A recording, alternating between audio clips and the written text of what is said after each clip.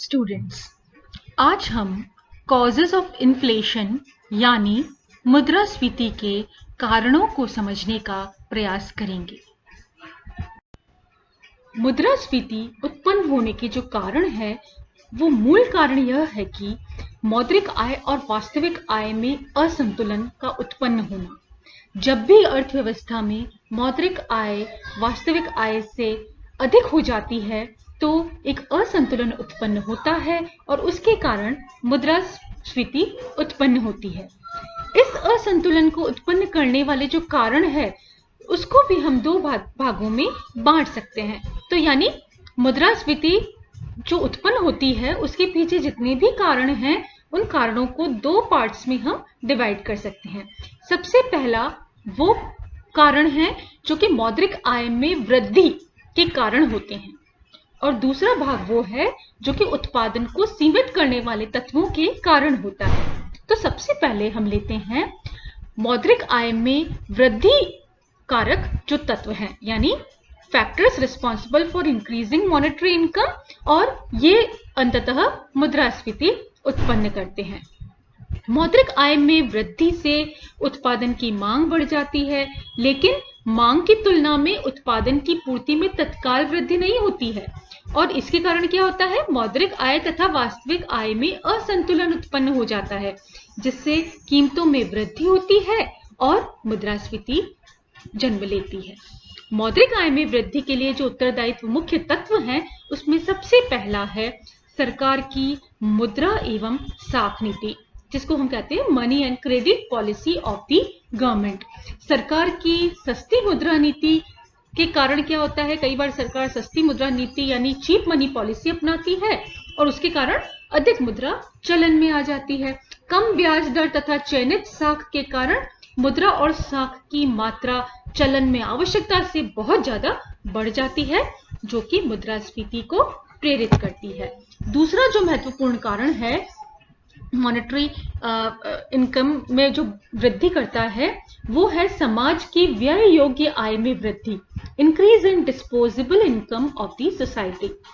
देखिए, समाज की व्यय योग्य आय में वृद्धि जो है वो it can take various forms. सबसे पहला है सरकार द्वारा कर की दर में कमी कर देना। दूसरा है कर की मात्रा स्थिर रहे, अगर कर की मात्रा स्थिर भी रहे और अगर राष्ट्रीय आय में वृद्धि हो जाए तो भी व्यय योग्य आय में वृद्धि हो जाएगी। फिर तीसरा है समाज की स्थिर आय, अगर आय स्थिर है और बचत प्रवृत्ति लोगों की कम हो जाए तो भी डिस्पोजेबल इनकम या व्यय योग्य आय लोगों की बढ़ जाएगी। और चौथा है बढ़ी हुई, अगर आय बढ़ती हुई हो और बचत प्रवृत्ति पहले की तरह ही पूर्ववत हो तो ऐसी स्थिति में भी जो है लोगों की व्यय योग्य आय में वृद्धि हो जाएगी और व्यय योग्य आय में वृद्धि होने के कारण मुद्रास्फीति उत्पन्न होगी। तीसरा जो है इसमें वो है मॉनेटरी इनकम में जो इंक्रीज लाता है फैक्टर, वो है निजी व्यय में वृद्धि यानी इंक्रीज इन प्राइवेट एक्सपेंडिचर। निजी उपभोग तथा विनियोग व्यय में वृद्धि मुद्रास्फीति का मुख्य कारण है। निजी व्यय समाज में अतिरिक्त मांग को जन्म देता है। अनुकूल आर्थिक दशाओं में विनियोग व्यय में वृद्धि से न केवल क्या होता है, उत्पत्ति के साधनों की आय में वृद्धि होती है और उसके साथ साथ उपभोग व्यय में भी वृद्धि होती है और जिसका अंतिम प्रभाव क्या होता है, कीमत में वृद्धि होना। नेक्स्ट जो है कारण वह है सार्वजनिक व्यय में वृद्धि, इंक्रीज इन पब्लिक एक्सपेंडिचर जिसको हम बोलते हैं। विशेष रूप से विकासशील जो अर्थव्यवस्थाएं हैं वहां पर विकासात्मक और गैर विकासात्मक व्यय में कई बार वृद्धि हो जाती है और उसके कारण मौद्रिक आय में वृद्धि होती है और वास्तविक आय इतनी तेजी से नहीं बढ़ती है, तो उसके कारण एक असंतुलन उत्पन्न होता है जो कि कीमत स्तर में वृद्धि करता है। वर्तमान समय में जो विकासशील देश हैं वहां पे सरकार निरंकुश रूप से कई बार क्या करती है, अनुत्पादक व्यय में वृद्धि करती है और इस कारण से मुद्रास्फीति उत्पन्न होती है। नेक्स्ट है कारण निर्यातों में अनावश्यक वृद्धि का होना, अनवांटेड इंक्रीज इन एक्सपोर्ट्स। निर्यातों में भी जब अनावश्यक रूप से वृद्धि होती है वहां क्या होता है, एक तरफ देश की जो मौद्रिक आय है वो बढ़ जाती है और दूसरी तरफ घरेलू उत्पादन की जो मात्रा है वो मांग की तुलना में कम हो जाता है और ऐसी स्थिति भी स्फीति कारक जो है परिस्थितियों को जन्म देती है। फिर एक और कारण जो है वो है पुराने ऋणों का भुगतान। सरकार द्वारा जनता को पुराने ऋणों का भुगतान जब कर दिया जाता है तो समाज की मौद्रिक आय बढ़ जाती है उस समय, और जो उत्पादन की अतिरिक्त मांग को जन्म देती है। फिर नेक्स्ट है जनसंख्या में वृद्धि, इंक्रीज इन पॉपुलेशन। उत्पादन की तुलना में जनसंख्या की वृद्धि दर तीव्र गति से वृद्धि जो है वो स्फीति कारक शक्ति के रूप में अतिरिक्त मांग को जन्म देती है। भारत में आप देख सकते हैं जनसंख्या वृद्धि प्रत्यक्ष रूप से कीमत स्तर में वृद्धि के लिए उत्तरदायी है।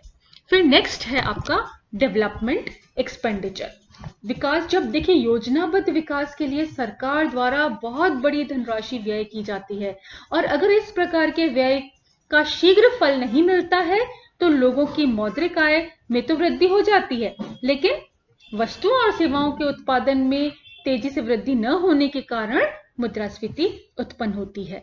नेक्स्ट है आपका इसमें जो कारण है मुद्रास्फीति का, वो है हीनार्थ प्रबंधन यानी डेफिसिट फाइनेंसिंग। जब सरकार अपने खर्चों की पूर्ति ऋण लेकर या कर लगाकर नहीं कर सकती है तो घाटे के बजट की पूर्ति नोट छापकर की जाती है।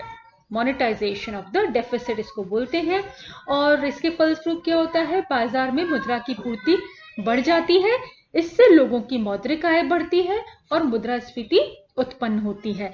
नेक्स्ट है जो है केंद्रीय बैंक द्वारा साख निर्माण को प्रोत्साहन देना, और उसके साथ साथ जो व्यापारिक बैंक है उनके द्वारा भी साख निर्माण को प्रोत्साहन देना, ये भी एक कारण है मुद्रास्फीति का, जिसको इंग्लिश में हम बोलते हैं encouragement to creation of credit. और ये जो है आपका कई बार देखिए देश के जो केंद्रीय बैंक है सरकार के आदेशानुसार साख निर्माण को प्रोत्साहन देता है, अर्थात बैंक दर में कमी करना, खुले बाजार की क्रियाएं, इसी प्रकार देश की बैंकिंग व्यवस्था को अधिक साख निर्माण की सुविधा उपलब्ध की जाती है। तो साख निर्माण से लोगों के पास क्या होता है, लोगों की क्रय शक्ति बढ़ जाती है और मुद्रा का प्रसार होता है, और मुद्रा के प्रसार के होने के साथ साथ मुद्रास्फीति जन्म लेती है। फिर व्यापारिक बैंक भी क्या करते हैं, जब केंद्रीय बैंक साख निर्माण को प्रोत्साहित करता है तो व्यापारिक बैंक भी अधिकाधिक साख का निर्माण करते हैं। मुद्रा की मात्रा में वृद्धि उसी समान हो जाती है, और मौद्रिक आय में वृद्धि जैसे ही होगी तो आप देखेंगे मुद्रास्फीति उत्पन्न होगी।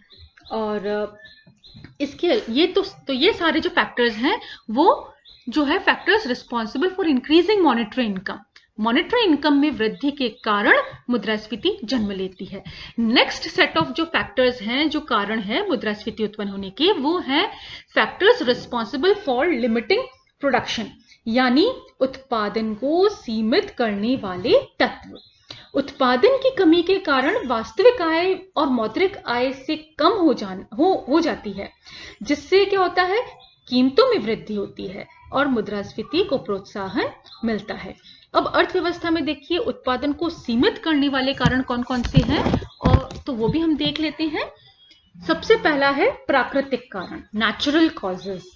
प्राकृतिक विपदाओं के कारण विशेषतः कृषि क्षेत्र में उत्पादन पर विपरीत प्रभाव पड़ता है, जिससे उत्पादन मांग की तुलना में कम हो जाता है और कीमत स्तर बढ़ जाता है। दूसरा कारण है उत्पादन के साधनों की कमी, shortage of factors of production. अर्थव्यवस्था में किसी भी कारण से अल्पकाल में उत्पादन के साधनों की कमी उत्पन्न हो सकती है, जिसके फलस्वरूप वस्तुओं और सेवाओं के उत्पादन में कमी आती है। यह स्थिति कीमत स्तर में वृद्धि करती है। नेक्स्ट जो कारण है जो कि उत्पादन को सीमित करता है वो है दूषित वितरण व्यवस्था, पुअर डिस्ट्रीब्यूशन सिस्टम। एक देश में वस्तुओं और सेवाओं की दूषित जो वितरण व्यवस्था है कीमत स्तर को बढ़ाने में सहायक होती है, क्योंकि इससे वस्तुओं की कालाबाजारी तथा जमाखोरी को बढ़ावा मिलता है, और यह भारत में प्राथमिक वस्तुओं में कीमत वृद्धि का प्रमुख कारण है। नेक्स्ट है संग्रह प्रवृत्ति, जिसको हम होल्डिंग टेंडेंसी बोलते हैं। व्यापारियों तथा उपभोक्ताओं द्वारा जो है वस्तुओं के संग्रह की प्रवृत्ति के कारण कई बार क्या होता है, वस्तुओं की उपलब्धता में कृत्रिम कमी आ जाती है और इसके कारण कीमत स्तर बढ़ जाता है। नेक्स्ट जो कारण है वो है इंडस्ट्रियल क्राइसिस, जब देश में मजदूरों द्वारा हड़ताल या उद्योगपतियों द्वारा तालाबंदी कर दी जाती है तो उत्पादन कार्य उस समय तक अवरुद्ध हो जाता है। और उत्पादन कार्य अवरुद्ध होने के कारण क्या होता है, उत्पादन में कमी आ जाती है। तब मौद्रिक आय स्थिर रहने पर भी मुद्रास्फीति उत्पन्न होती है। नेक्स्ट है सरकार की जो है घातक नीतियां, adverse policies of the government. अगर सरकार उद्योगों पर अत्यधिक नियंत्रण लगाए या लाइसेंसिंग नीति के क्रियान्वयन में शिथिलता से नई औद्योगिक इकाइयों की स्थापना को हतोत्साहित हो, या अनावश्यक विलंब हो, या अत्यधिक करारोपण से पूंजी विनियोग हतोत्साहित हो, तो उत्पादन वृद्धि का मार्ग अवरुद्ध हो जाता है और मांग बनी रहने से मूल्य स्तर में वृद्धि होती है। नेक्स्ट है आपका ट्रेड पॉलिसीज यानी व्यापारिक नीतियां। अगर अधिक विदेशी विनिमय कमाने तथा देश में विदेशी विनिमय संकट को दूर करने के लिए आयात को हतोत्साहन तथा निर्यात को प्रोत्साहन जब दिया जाता है तो वस्तुओं और सेवाओं की उपलब्ध पूर्ति देश में क्या होगी, कम हो जाएगी और आंतरिक मांग बढ़ने से मुद्रा प्रसार होता है। कभी कभी देश में ही वस्तुओं के क्रय विक्रय पर कठोर नियंत्रण लगा देती है सरकार, तो भी मुद्रास्फीति उत्पन्न होती है। और इसके अलावा नेक्स्ट है आपका जनसंख्या में वृद्धि, पॉपुलेशन इंक्रीज। देश में जनसंख्या में वृद्धि होने पर भी वस्तुओं और सेवाओं की मांग बढ़ जाती है और अगर पूर्ति मांग के अनुरूप नहीं बढ़ेगी तो मुद्रा प्रसार की स्थिति उत्पन्न होगी। नेक्स्ट है increase in cost of production. देश में उद्योगों में श्रम शक्ति की कमी कई बार हो जाती है, श्रम संघों के दबाव के कारण। अगर मजदूरी में वृद्धि हो जाएगी, वेज इंक्रीज होगा, तो क्या होगा, लागत जनित मुद्रास्फीति उत्पन्न होगी, क्योंकि वस्तुएं लागत से कम पर नहीं बेची जा सकती। और लास्ट है प्रौद्योगिकी परिवर्तन, जिसको हम बोलते हैं टेक्नोलॉजिकल चेंज। जब देश में तकनीकी और प्रौद्योगिकी परिवर्तन, टेक्नोलॉजिकल चेंज का दौर चलता है तो अल्पकाल में उत्पादन कार्य रुकने से पूर्ति कम हो जाती है तथा मुद्रास्फीति की स्थिति उत्पन्न हो जाती है। तो ये सारे इंपॉर्टेंट फैक्टर्स हैं। इसके अलावा थोड़े बहुत दूसरे फैक्टर्स भी हैं जो कि वस्तुओं और सेवाओं की उपलब्धता को सीमित करते हैं। ज्यादातर तो हम देख चुके हैं, उत्पत्ति ह्रास नियम है, लो प्रोडक्टिविटी है, उत्पादन क्षमता का कम प्रयोग है, युद्धकालीन परिस्थितियां हैं। तो ये सारे भी फैक्टर्स हैं जो कि उत्पादन को सीमित करते हैं, दे लिमिट प्रोडक्शन, एंड इस कारण से अर्थव्यवस्था में मुद्रास्फीति की समस्या जो है वो उत्पन्न होती है। तो मैं आशा करती हूँ आप सबको कॉजेस ऑफ इन्फ्लेशन अच्छे से समझ में आ गए होंगे। Thank you.